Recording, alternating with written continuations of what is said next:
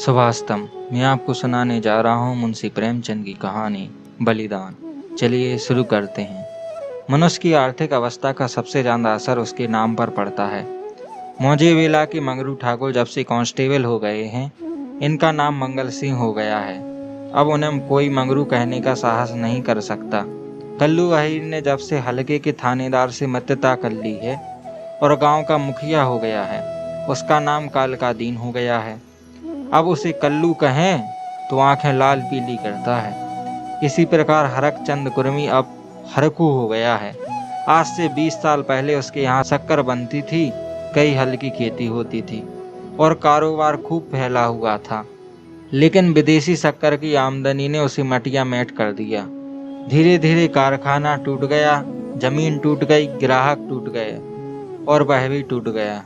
70 वर्ष का बूढ़ा जो तकिएदार माचे पर बैठा हुआ नारियल पिया करता था, अब सिर पर टोकरी लिए खाद फेंकने जाता है। परंतु उसके मुख पर अब भी एक प्रकार की गंभीरता, बातचीत में अब भी एक प्रकार की अकड़, चाल ढाल से अब भी एक प्रकार का स्वाभिमान भरा हुआ है। इस पर काल की गति का प्रभाव नहीं पड़ा। रस्सी जल गई पर बल नहीं टूटा। भले दिन मनुष्य के चरित्र पर सदैव के लिए अपना चिन्ह छोड़ जाते हैं। हरकू के पास अब केवल 5 बीघा जमीन है, केवल 2 बैल हैं, एक ही हल की खेती होती है। लेकिन पंचायतों में आपसी कलह में उसकी सम्मति अब भी समान दृष्टि से देखी जाती है। वह जो कहता है बेलाग कहता है और गांव के अनपढ़े उसके सामने अपना मुंह नहीं खोल सकते। हरकू ने अपने जीवन में कभी दवा नहीं खाई थी। वह बीमार जरूर पड़ा, कुंवार मास में मलेरिया से कभी ना बचता था, लेकिन 10-5 दिन में वह बिना दवा खाए ही चंगा हो जाता था। इस वर्ष कार्तिक में बीमार पड़ा और यह समझकर कि अच्छा तो हो ही जाऊंगा, उसने कुछ परवाह न की। परंतु अब की ज्वर मौत का परवाना लेकर चला था। एक सप्ताह बीता, दूसरा सप्ताह बीता, पूरा महीना बीत गया, पर हरकू चारपाई से ना उठा। अब उसे दवा की जरूरत मालूम हुई। उसका लड़का गिरधारी कभी नीम की सीखें पिलाता, कभी गुलच का सत, कभी गदा पूर्णा की जड़, पर इन औषधियों से कोई फायदा ना होता था। हरकू को विश्वास हो गया कि अब संसार से चलने के दिन आ गए। एक दिन मंगल सिंह उसे देखने आए। बेचारा टूटी खाट पर पड़ा राम नाम जप रहा था। मंगल सिंह ने कहा, बाबा बिना दवा खाए अच्छे ना होगे, कुनैन क्यों नहीं खाते? हरकू ने उदासीन भाव से कहा, तो लेते आना। दूसरे दिन कालका दीन ने आकर कहा, बाबा 2-4 कोई दवा खा लो, अब तुम्हारी जवानी की देह थोड़े है कि बिना दवा दर्पण के अच्छे हो जाओगे। हरकू ने उसी मंदभाव से कहा, तो लेते आना, लेकिन रोगी को देख आना एक बात है और दवा लाकर देना दूसरी बात है। पहली बात शिष्टाचार से होती है, दूसरी बात संवेदना से।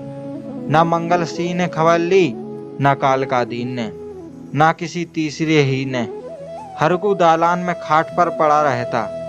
मंगल सिंह कभी नजर आ जाते तो कहता, भैया वह दवा नहीं लाए। मंगल सिंह कतरा कर निकल जाते।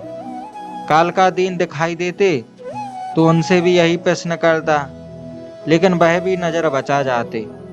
या तो उसे सोचता ही नहीं था कि दवा पैसों के बिना नहीं आती, या वह पैसों को भी जान से प्रिय समझता था, अथवा जीवन से निराश हो गया था। उसने कभी दवा के दाम की बात नहीं की। दवा ना आई, उसकी दशा दिनों दिन बिगड़ती गई, यहाँ तक कि उसने 5 महीने कष्ट भोगने के बाद ठीक होली के दिन शरीर त्याग दिया।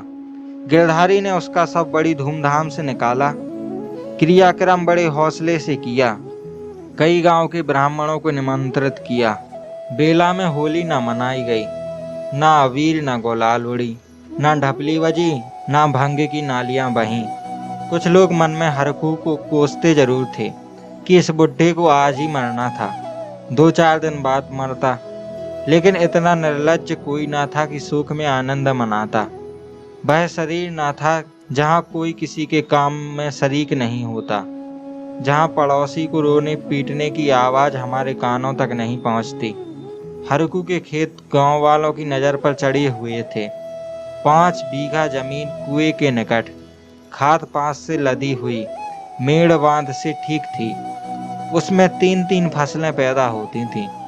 हरकू के मरते ही उन पर चारों ओर से धावे होने लगे। गिरधारी तो क्रियाक्रम में फंसा हुआ था। उधर गांव के मनचले किसान लाला ओमकार को चैन न लेने देते थे। नजराने की बड़ी बड़ी रकमें पेश हो रही थी। कोई साल भर का लगान देने पर तैयार था, कोई नजराने की दूनी रकम का दस्तावेज लिखने पर तुला हुआ था। लेकिन ओमकारनाथ सबको टालते रहते थे। उनका विचार था कि गिरधारी के बाप ने खेतों को 20 वर्ष तक जोता है, इसलिए गिरधारी का हक सबसे ज्यादा है।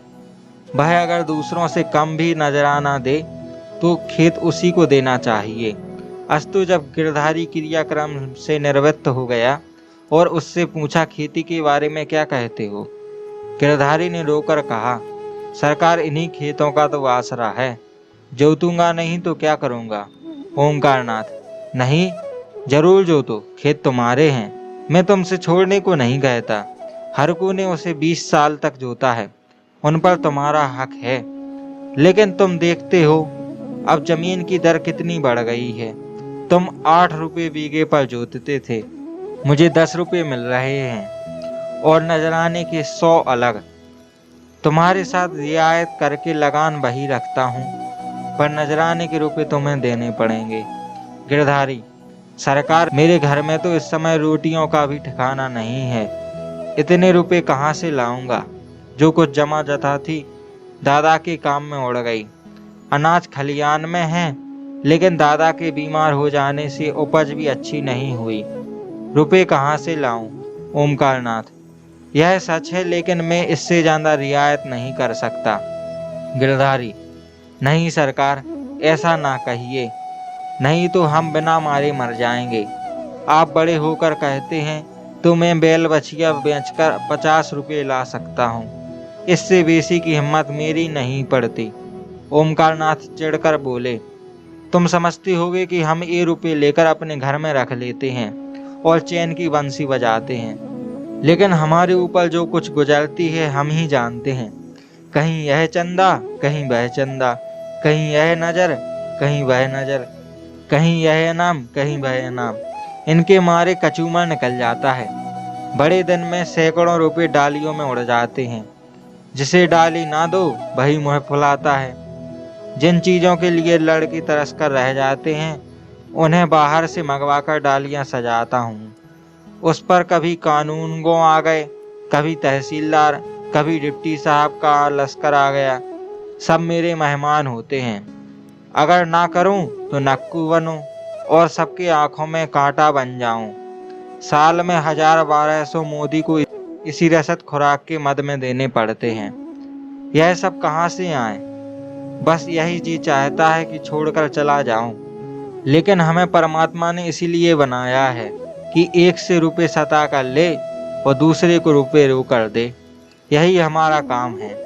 तुम्हारे साथ इतनी रियायत कर रहा हूँ, मगर तुम इतनी रियायत पर भी खुश नहीं होते। तो हरी इच्छा, नजराने में 1 पैसे की भी रियायत ना होगी। अगर 1 हफ्ते के अंदर रुपए दाखिल करोगे तो खेत जोत पाओगे, नहीं तो नहीं। मैं कोई दूसरा प्रबंध कर दूंगा। लेकिन सुभागी यूं चुप बैठने वाली स्त्री ना थी। वह क्रोध से भरी हुई कालकादीन के घर गई और उसकी स्त्री को खूब लथेड़ा। कल का बानी आज का सेठ, खेत जोतने चले हैं, देखें कौन मेरे हल ले जाता है। अपना और उसका लहू एक कर दूंगी। पड़ोसन ने उसका पक्ष लिया, तो क्या गरीबों को कुचलते फिरेंगे? सुभागी ने समझा मैंने मैदान मान लिया। उसका चित्त बहुत शांत हो गया। किंतु वही वायु जो पानी में लहरें पैदा करती है, वृक्षों को जड़ से उखाड़ डालती है, सुभागी तो पड़ोसियों की पंचायत में अपने दुखड़े रोती और कालकादीन की स्त्री से छेड़ लड़ती।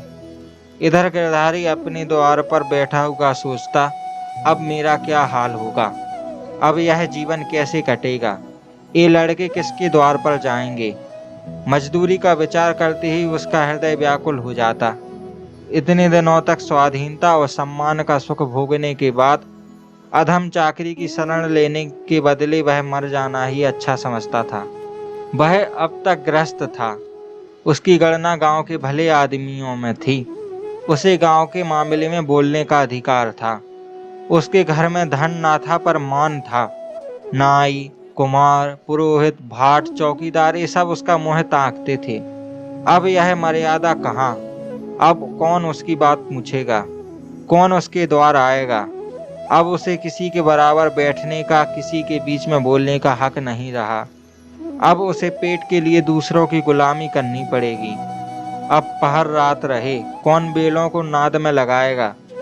वह दिन अब कहाँ, जब गीत गाकर हल चलाता था। चोटी का पसीना एड़ी तक आता था, पर जरा भी थकावट ना आती थी। अपने लहलहाते हुए खेत को देखकर फूला ना समाता था। खलियान में अनाज का ढेर सामने रखे हुए अपने को राजा समझता था। अब अनाज को टोकरे में भर भर कर कौन लाएगा? अब खेती कहाँ, बखार कहाँ? यही सोचते सोचते गिरधारी की आंखों से आंसू की झड़ी लग जाती थी। गांव के दो चार सज्जन जो कालका दिन से जलते थे, कभी कभी गिरधारी को तसल्ली देने आया करते थे, पर वह उनसे भी खुलकर ना बोलता। उसे मालूम होता था कि मैं इन सबकी नजरों में गिर गया हूँ। अगर कोई समझाता था कि तुमने क्रियाक्रम में व्यर्थ इतने रुपए उड़ा दिए, तो उसे बहुत दुख होता।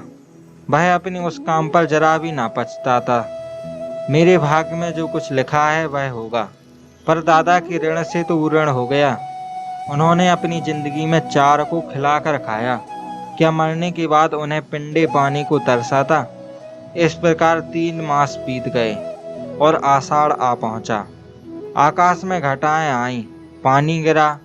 किसान हल जुए ठीक करने लगे, बड़े हलों की मरम्मत करने लगा। गिरधारी पागल की तरह कभी घर के भीतर जाता, कभी बाहर आता। अपने हलों को निकाल देखता, इसकी मुठिया टूट गई है, इसकी फाल ढीली हो गई है, जुए में सैला नहीं है। देखते देखते वह एक क्षण अपने को भूल गया। दौड़ता हुआ बड़ई के यहाँ गया और बोला, रज्जू मेरे हल भी बिगड़े हुए हैं, चलो बना दो। रज्जू ने उसकी ओर करुण भाव से देखा और अपना काम करने लगा। गिरधारी को होश आया, नींद से चौंक पड़ा। गिलानी से उसका सिर झुक गया, आंखें भर आईं। चुपचाप घर चला आया। गांव में चारों ओर हलचल मची हुई थी।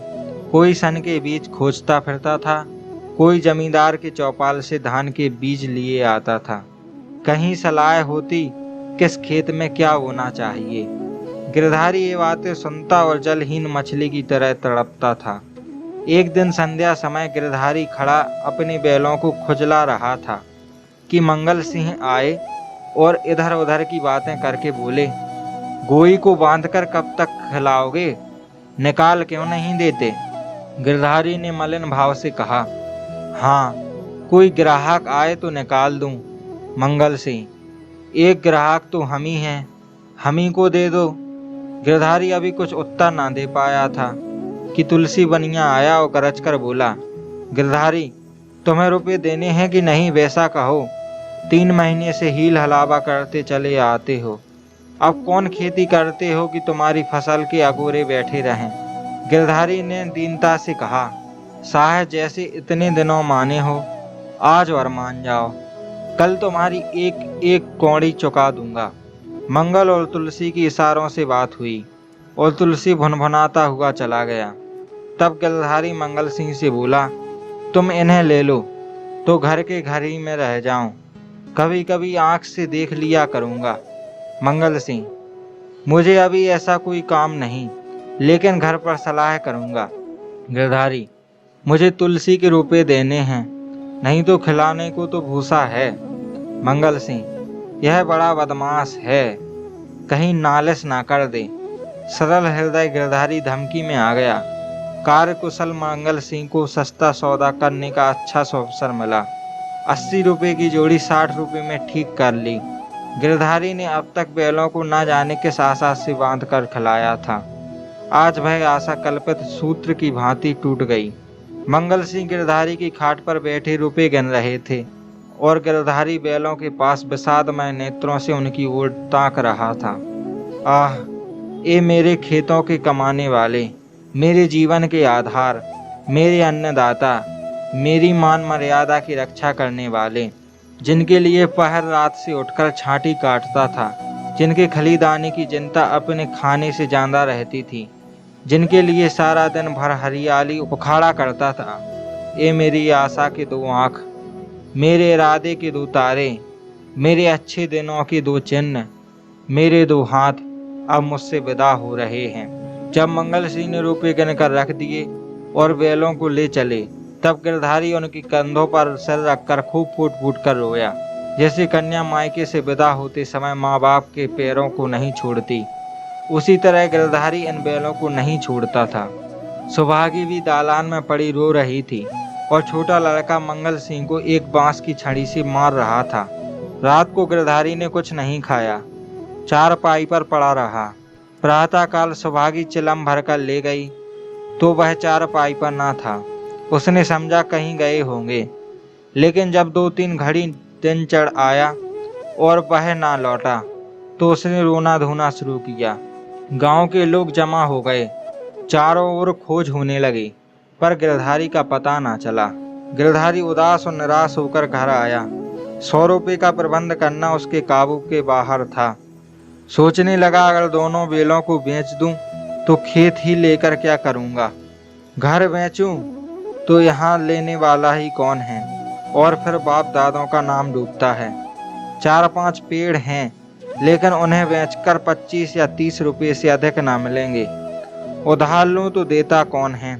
अभी बनिए कि 50 रुपये सिर पर चढ़े हैं, भाई 1 पैसा भी ना देगा। घर में गहने भी तो नहीं है, नहीं तो उन्हीं को बेचता। ले देकर एक हंसली बनवाई थी, वह भी बनिए के घर पड़ी हुई है। साल भर हो गया, छुड़ाने की नौबत ना आई। गिरधारी और उसकी स्त्री सौभागी दोनों ही इस चिंता में पड़े रहते, लेकिन कोई उपाय ना सूझता था। गिरधारी को खाना पीना अच्छा ना लगता, रात को नींद ना आती। खेतों के निकलने का ध्यान आते ही उसके हृदय में हुंक सी उठने लगती। हाय, वह भूमि जिसे हमने बरसों जोता, जिसे खाद से पाटा, जिसकी मेड़ें बनाई, उसका मजा अब दूसरा उठाएगा। वे खेत गिरधारी के जीवन के अंश हो गए थे। उनकी एक एक अंगुल भूमि उसके रक्त में रंगी हुई थी। उनके एक एक परमाणु उसके पसीने से तर हो रहा था। उनके नाम उसकी जिह्वा पर उसी तरह आते थे जिस तरह अपने तीनों बच्चों के। कोई 24 था, कोई 22 था, कोई नालवेला, कोई तलैया वाला। इन नामों के स्मरण होते ही खेतों का चित्र उसकी आंखों के सामने खिंच जाता था। वह इन खेतों की चर्चा इस तरह करता मानो वे सजीव हैं, मानो उसके भले बुरे के साथी हैं। उसके जीवन की सारी आशाएं, सारी इच्छाएं, सारे मंसूबे, सारी मिठाइयाँ, सारे हवाई किले इन्हीं खेतों पर अवलंबित हैं। इनके बिना वह जीवन की कल्पना ही नहीं कर सकता था, और वे ही सब हाथों से निकले जाते हैं। वह घबराकर घर से निकल जाता और घंटों खेतों की मेड़ों पर बैठा हुआ रोता, मानो उनसे विदा हो रहा है।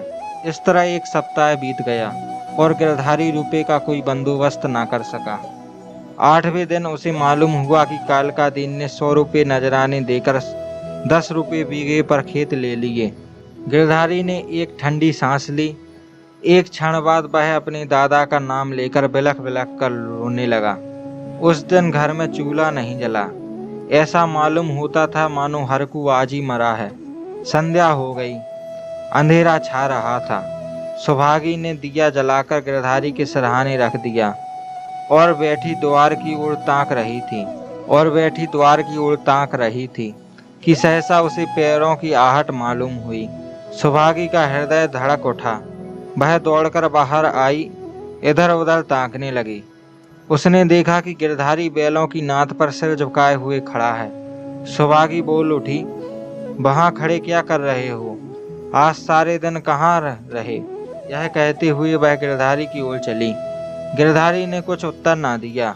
वह पीछे हटने लगा और थोड़ी दूर जाकर गायब हो गया। सुभागी चिल्लाई और मूर्छित होकर गिर पड़ी। दूसरे दिन कालका दिन हल लेकर अपने नए खेत पर पहुंचे। अभी कुछ अंधेरा था। वह बैलों को हल में लगा रहे थे कि एकाएक उन्होंने देखा कि गिरधारी खेत की मेड़ पर खड़ा है। वही मिर्जई, वही पगड़ी, वही सौंटा। कालका दिन ने कहा, अरे गिरधारी, मर्दे आदमी, तुम यहाँ खड़े हो तो बेचारी सुहागी हैरान हो रही है। कहाँ से आ रहे हो? यह कहते हुए वह बैलों को छोड़कर गिरधारी की ओर चले। गिरधारी पीछे हटने लगा और पीछे वाले कुएं में कूद पड़ा। कालकादीन ने चीख मारी और हल बैल छोड़कर भागा। सारे गांव में शोर मच गया। लोग नाना प्रकार की कल्पनाएं करने लगे। कालकादीन को गिरधारी वाले खेत में जाने की हिम्मत ना पड़ी।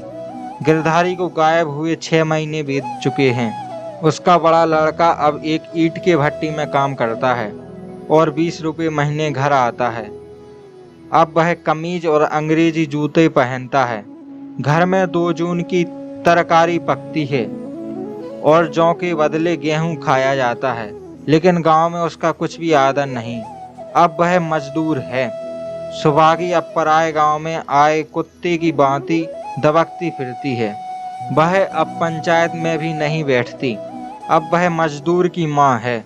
कालकादीन ने गिरधारी के खेतों से इस्तीफा दे दिया, क्योंकि गिरधारी अभी तक अपने खेतों के चारों तरफ मड़राया करता है। अंधेरा होते ही वह मेड़ पर आकर बैठ जाता है और कभी कभी तो रात को उधर से उसके रोने की आवाज़ सुनाई देती है।